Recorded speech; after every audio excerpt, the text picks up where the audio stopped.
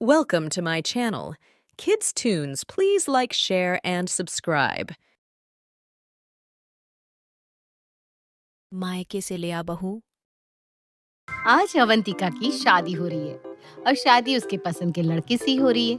अवंतिका काफी समझदार और अच्छी लड़की थी, इसलिए उसके माँ बाप भी इस शादी के लिए राजी हो गए थे। और वैसे भी अवंतिका अपने माता पिता की इकलौती लड़की थी। बेटा, मुझे तो यकीन ही नहीं होता कि इतनी जल्दी तेरी विदाई का दिन भी आ गया। हमारी बिटिया कितनी जल्दी बड़ी हो गई ना। वही तो, क्या करें, बच्चे इतने जल्दी बड़े हो जाते हैं और पता भी नहीं चलता। माँ, भले ही मेरी विदाई हो गई हो, लेकिन मैं तो आपके दिल में हमेशा रहूंगी ना। हाँ बेटा, और क्या। तेरी बहुत याद आएगी बेटा। अरे समधी जी, इतना परेशान मत होइए। आपकी बिटिया वैसे भी कहीं ज्यादा दूर नहीं जा रही। हमारा घर तो बस आपके घर से सिर्फ आधे घंटे की दूरी पर है। अरे जब भी मन करे बिटिया को देखने आ जाना है। हाँ, और क्या, चिंता मत करिए। हम आपकी बेटी को अपनी बेटी की तरह ही रखेंगे। कभी भी शिकायत का कोई मौका नहीं देंगे हम लोग। हाँ अंकल जी, जैसे घर में मैं रहती हूँ वैसे ही भाभी रहेंगी, उसमें क्या। जी जी, वो तो हमें पता है कि आप लोग हमारी बेटी का बहुत अच्छे से ख्याल रखेंगे। बिल्कुल, आप लोग इतने अच्छे जो हैं। हाँ माँ, मेरे ससुराल वाले तो बहुत अच्छे हैं। अच्छा समधन जी, समधी जी, बातें तो बहुत हो गई। चलिए अब अपनी बेटी की विदाई भी कर दीजिए। हाँ हाँ, मैं भी ना क्या बताऊं, हर माँ बाप के लिए ना ये घड़ियां काफी कष्टमय होती है। हाँ पुष्पा, बहुत ही ज्यादा। जी जी, हम भी समझ सकते हैं। खैर, थोड़ी देर बाद अवंतिका की विदाई हो जाती है और अवंतिका अपने ससुराल आ जाती है। इसके बाद शादी की जो रस्में होती है वो की जाती है। शादी के कुछ दिन बीत जाते हैं। एक दिन कमला के चीखने की आवाज आती है। उसके चीखने की आवाज सुनकर दोनों लोग दौड़कर कमरे में पहुंच जाते हैं। माँ, क्या हुआ? माँ जी, सब ठीक तो है ना? तभी दोनों देखते हैं कि उमेश बेहोश पड़ा हुआ है। माँ जी, पापा जी को क्या हो गया? अरे देख तो क्या हो गया इन्हें, अचानक से बेहोश हो गए। विनोद अपने पिता को उठाने की बहुत कोशिश करता है, लेकिन वो नहीं उठते। इसलिए विनोद तुरंत अपने पिताजी को लेकर कमला और जया के साथ अस्पताल के लिए निकल लेता है। हे भगवान, पापा जी बस ठीक हो जाए। बेचारी अवंतिका अपने ससुर जी के लिए बहुत परेशान होती है। वहीं करीब 2 घंटे बाद सभी लोग वापस घर लौट आते हैं। क्या हुआ? डॉक्टर साहब ने क्या कहा? क्या बताऊँ, डॉक्टर साहब कह रहे हैं कि पिताजी की किडनी खराब है, जल्दी ही किडनी ट्रांसप्लांट करवाना होगा। क्या? हाँ, लेकिन तुम्हें पता है ना कि वैसे ही पापा की तबीयत ठीक नहीं रहती। उनकी दवाइयों में कितना खर्चा होता रहता है, ऊपर से ये नई मुसीबत। लेकिन कुछ तो करना होगा। मैं अपने पिताजी को नहीं खोना चाहता अवंतिका। विनोद, मैं हूं ना, रो मत। पैसों के लिए मैं अपने माता पिता से बात करती हूँ ना। लेकिन बेटा। नहीं नहीं पापा जी, आपकी सेहत ज्यादा इम्पोर्टेंट है। प्लीज आप मना मत कीजिए। ठीक है बेटा, लेकिन पैसों की जरूरत हमें कल ही होगी। पहले किसी दाता को ढूंढना होगा। जी जी जरूर। उसी शाम अवंतिका अपने मायके जाती है और अपने माता पिता को सारी बात बताती है। उसके पिताजी उसे फौरन 6 लाख रुपए दे देते हैं। थैंक यू अवंतिका, अब पिताजी का ट्रीटमेंट शुरू हो जाएगा। जी। और उसकी ससुर जी का ट्रीटमेंट शुरू होने लगता है। इसी बीच एक दिन, आज काफी गर्मी हो रही है ना माँ जी? हाँ वाकई में। अरे कल तो तेरे पापा जी को रात में गर्मी के कारण बहुत उलझन हो रही थी, लेकिन मैंने ना तुम लोगों को नहीं बताया। सोचा क्या ही बेवजह तुम लोगों को परेशान करूं। नहीं माँ जी, ऐसा मत सोचा करिए। अब सारी बात हमें बताइए। वैसे अभी पापा जी की तबीयत कैसी है? बेटा अभी तो ठीक है, लेकिन क्या करूं, कहीं गर्मी के कारण फिर से उन्हें वैसा ही ना होने लगे। डर लगता है मुझे तो। लगता है कूलर से भी कोई काम नहीं हो रहा है ना माँ जी? हाँ बहू, इतनी गर्मी में तो एसी ही ठीक रहता है। अगर कहीं से एसी का इंतजाम हो जाता तो ठीक रहता। लेकिन तू ना विनोद से कुछ मत कहना, क्योंकि कुछ पुराने लोन है, बेचारा वो अभी तक चुका रहा है। जी मम्मी जी, लेकिन आप चिंता मत करिए, मैं अपने मम्मी पापा से कहकर एसी मंगवा लेती हूँ। अरे बेटा लेकिन। अरे लेकिन कुछ नहीं, ये सब तो चलता रहता है। और अवंतिका के माता पिता अपनी बेटी के ससुर के कमरे में एसी लगवा देते हैं। समय बीतता जाता है। एक दिन जया अपने कमरे में बैठकर रो रही थी, तभी अवंतिका अपनी ननद को देख लेती है। क्या हुआ ननद जी? कुछ नहीं भाभी। अरे बताइए तो आखिर क्या बात है, आप क्यों रो रही हैं? हमसे अपनी बातें शेयर कीजिए, क्या पता हम आपकी मदद कर पाए। वो भाभी, मुझे ना मेकअप आर्टिस्ट बनना था, लेकिन उसके कोर्स के लिए तो बहुत पैसे लगेंगे। क्या करूं? मैं तो कभी नहीं कर पाऊंगी। अरे अब चिंता मत करिए ननद जी, मैं पैसों का बंदोबस्त कर देती हूँ। कुछ पैसों के लिए अपने सपनों को छोड़ देना तो सही बात नहीं है।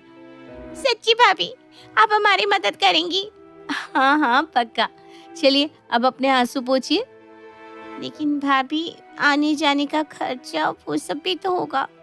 अरे आप बिल्कुल भी चिंता मत करिए, जब तक आपका कोर्स चलता रहेगा तब तक खर्चा हम करेंगे। भाभी आप बहुत अच्छी हैं। वो तो हूँ मैं। और अवंतिका फिर से अपने मायके से पैसे ले लेती है। वहीं जया का मेकअप आर्टिस्ट का कोर्स शुरू हो जाता है। खैर इसके कुछ दिन बाद विनोद अपने पिताजी को लेकर अपनी माँ के साथ मुंबई जाता है। अवंतिका, तुम अपना ख्याल रखना। हाँ, आप लोग चिंता मत करिएगा, बस पापा का अच्छे से ट्रांसप्लांट हो जाए वहाँ। हाँ भैया। और तीनों लोग वहाँ से मुंबई के लिए निकल जाते हैं। घर में सिर्फ अवंतिका और जया ही रहते हैं। उसी शाम जब अवंतिका जया के कमरे की सफाई कर रही थी तो उसे वहाँ पर एक बहुत महंगा मोबाइल मिलता है। अरे भाभी, प्लीज किसी को घर में मत बताइएगा। मेरा ना एक बॉयफ्रेंड है, उसी ने मुझे ये महंगा मोबाइल दिलाया है। अच्छा ठीक है। इसके कुछ दिन बाद अवंतिका को एक लड़की का कॉल आता है। वो लड़की अवंतिका को कुछ ऐसा बताती है जिसे सुनकर उसके पैरों तले जमीन खिसक जाती है। नहीं, ये नहीं हो सकता। 4 दिन बाद तुम मुझे विशाल रेस्टोरेंट पे मिलो, मैं तुम्हें सारे सबूत दिखाती हूँ। 2 दिन बाद विनोद अपने माता पिता के साथ वापस लौट आता है। माँ जी, पापा जी की तबीयत बिल्कुल ठीक है ना? हाँ, लेकिन लेकिन जब तेरे पापा जी डिस्चार्ज हो गए तो पता चला कि बिल तो बहुत ज्यादा आया है। अभी तो बेटा 5 लाख देने बाकी है। उस समय तो हमने तुझे कुछ बताया नहीं, क्योंकि विनोद ने कहीं से लोन का बंदोबस्त कर लिया था। अब पता नहीं वो लोन हम कैसे भर पाएंगे। माँ जी आप चिंता मत कीजिए, मैं फिर से पिताजी से बात करती हूँ। अवंतिका अपने पिता को कॉल लगाती है। बेटा, अब तो पैसे खत्म हो चुके हैं, एक जमीन बची है, उसी जमीन को बेचना पड़ेगा। हाँ पिताजी, आप प्लीज पैसों का बंदोबस्त कर दीजिए। और इस बार भी अवंतिका को अपने माता पिता से पैसे मांगने पड़ते हैं। अवंतिका के दिल में अभी भी उस लड़की की बातें घूम रही थी, इसलिए एक दिन वो उससे मिलने के लिए जाती है। तुम्हारे पति का चक्कर चल रहा है, मैं उसके एक्स हूँ, मुझे तुम्हारे पति से कोई लेना देना नहीं है। लेकिन एक दिन जब मैं मार्केट में थी तभी मैंने उसे एक औरत के साथ देखा। फिर मुझे पता चला कि उसकी शादी तुमसे हुई है, इसलिए तुम्हारी भलाई के लिए मैं तुम्हें ये सब बता रही हूँ। निशा अवंतिका को सारे सबूत दिखाती है। अवंतिका तो टूट जाती है। इसके बाद वो घर जाती है और देखती है कि उसका पति, उसकी ननद, उसकी सास और ससुर बैठकर उसी के बारे में बात कर रहे हैं। क्या बढ़िया नाटक कर रहा है आपने माँ, पापा के बीमार होने का। इस नाटक की वजह से हमें मुंबई में ट्रिप करने को मिला, बहुत मजा आया कसम से। हाँ, और नहीं तो क्या, तभी तो इतने पैसे हमने ऐंठे उनसे। हाँ, मेरे मेकअप कोर्स के लिए सिर्फ 80,000 लगने थे, मैंने तो सीधा 2.5 लाख मांग लिए। और देखो, मुझे नया फोन भी मिल गया। तभी अवंतिका कमरे के अंदर आती है। मुझे यकीन नहीं होता कि आप लोग ऐसा कर सकते हैं। और विनोद तुम? अवंतिका, तुम? हाँ मैं। मुझे आपके अफेयर के बारे में भी सब कुछ पता चल गया है। अवंतिका, मेरा कोई अफेयर नहीं चल रहा है। झूठ। और वैसे भी अब मैं आप लोगों की बात पर यकीन कैसे करूं? आप लोग इतने लालची निकलोगे, मुझे यकीन नहीं होता। छी। अवंतिका सुनो तो। अरे चुप कर विनोद, इसने बहुत बोल लिया, अब मुझे बोलने दे। सुन बहू, एक तो तेरे माँ बाप ने फ्री में मंदिर में शादी करवा दी, उनके कितने सारे पैसे बच गए। अगर हम लोगों ने थोड़े से पैसे मांग लिए तो इसमें कौन सा पाप कर दिया? मम्मी जी, मुझे आपसे ऐसी उम्मीद नहीं थी। चुप कर, हमने कुछ गलत नहीं किया। हमने तो वही पैसे तुझसे लिए जिस पर हम सभी का अधिकार था। और नहीं तो क्या। पैसे ही तो लिए, कौन सी आपकी जान ले ली हमने।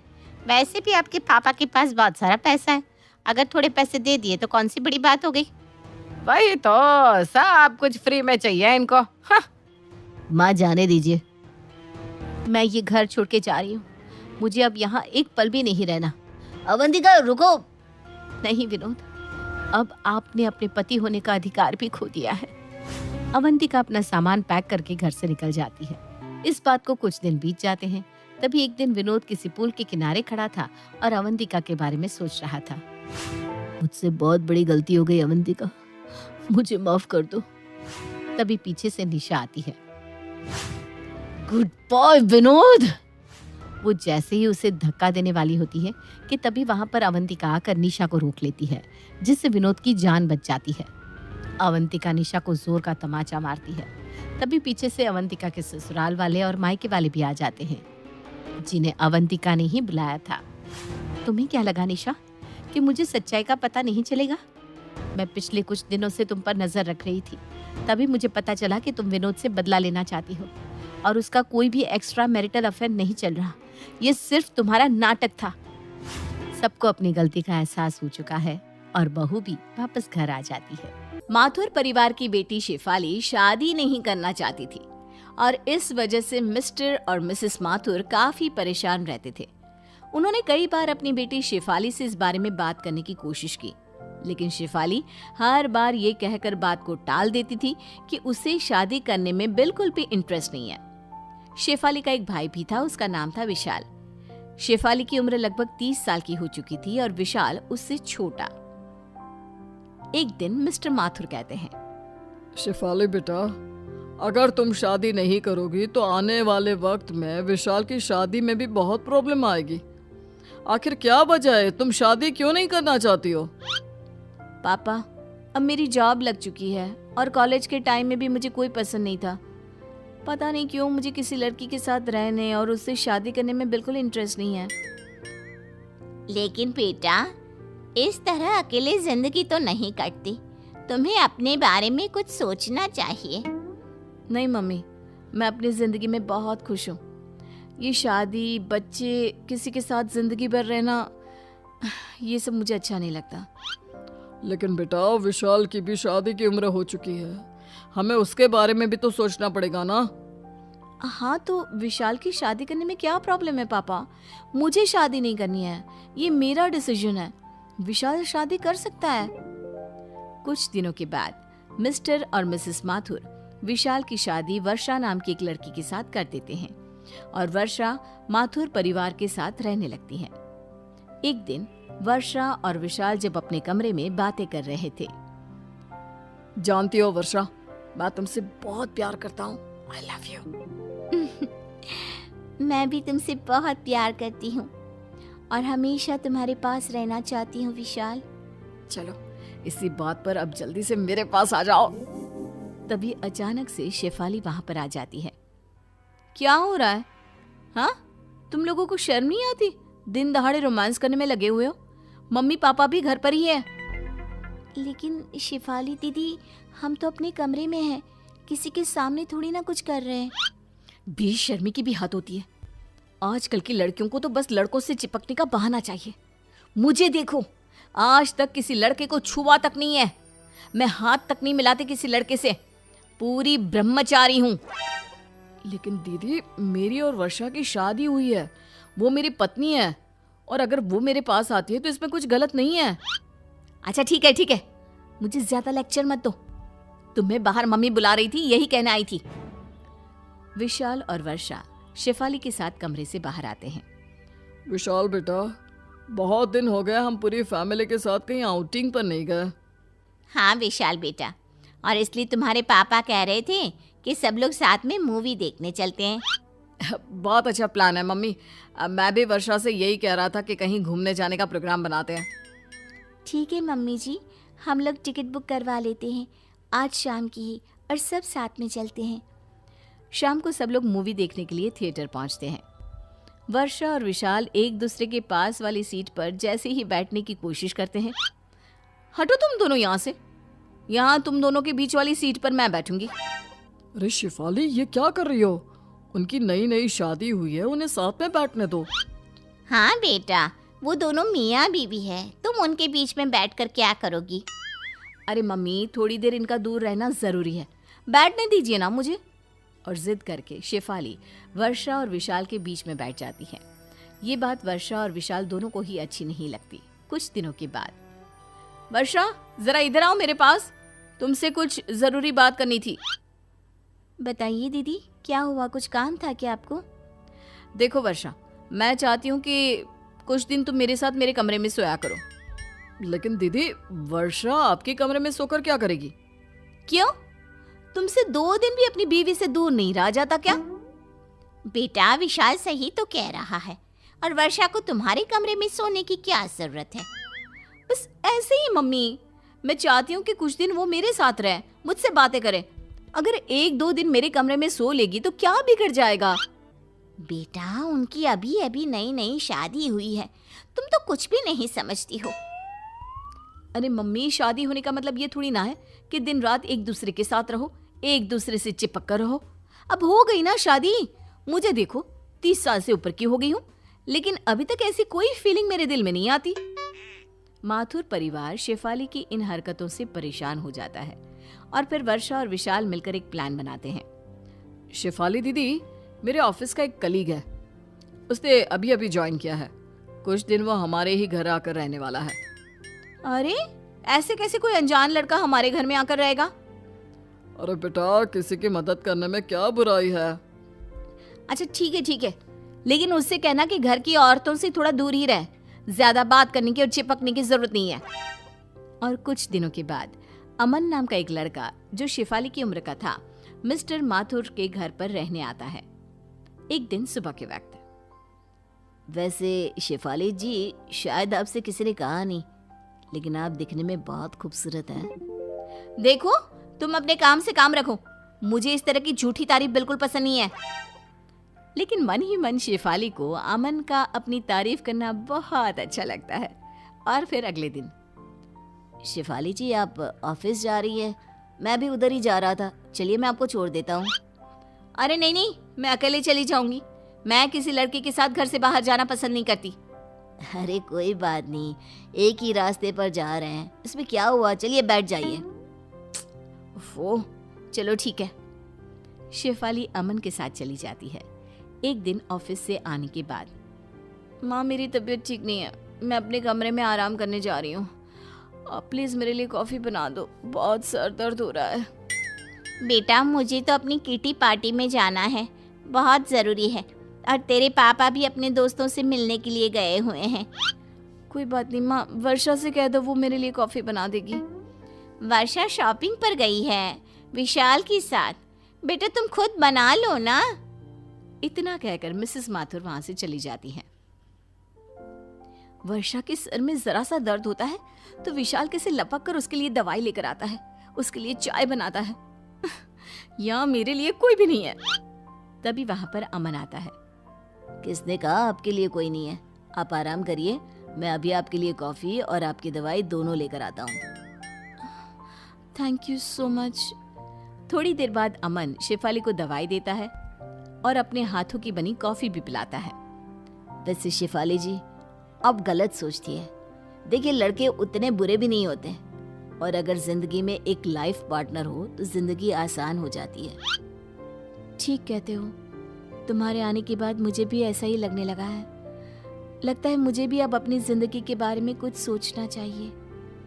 अगर आप बुरा न माने तो एक बात कहूँ, मैं आपके साथ पूरी जिंदगी बिताने को तैयार हूँ। अमन की बात सुनकर शेफाली खुश हो जाती है और रात को जब मिस्टर और मिसेस माथुर घर आते हैं, माँ पापा, मुझे आपसे एक जरूरी बात करनी थी।